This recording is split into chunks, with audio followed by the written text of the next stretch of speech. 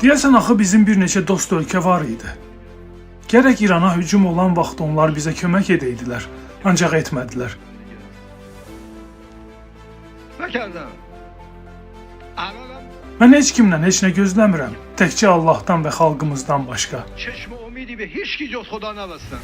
İran prezidenti Məsud Pezeşkiyan danışır.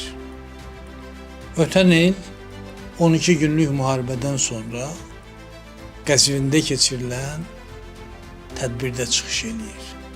Deyəsən, bizim dostlarımız var idi, deyir. Ancaq o dostlardan arzuladıkları köməyi görə bilmədiklərindən gileylənir.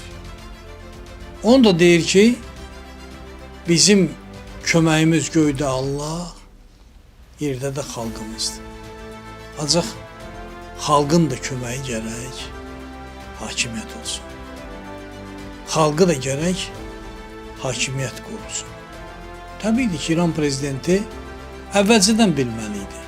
Böyük dövlət adamları, böyük dövlət rəhbərləri əvvəlcədən bilməlidirlər ki, çətin məqamda onlara kimlər kömək eləyə bilər və nə qədər kömək eləyə bilərlər.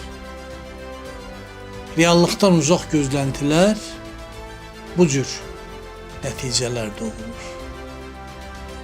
Son nəticədə gözlənilən kömək gəlmir və həm dövlət, həm xalq, həm də dövlətin başında olan insanlar məyusluq yaşayırlar. Gəlmədi o köməklər. 12 günlük müharibə dövründə İran ümid elədiyi yardım ala bilmədi.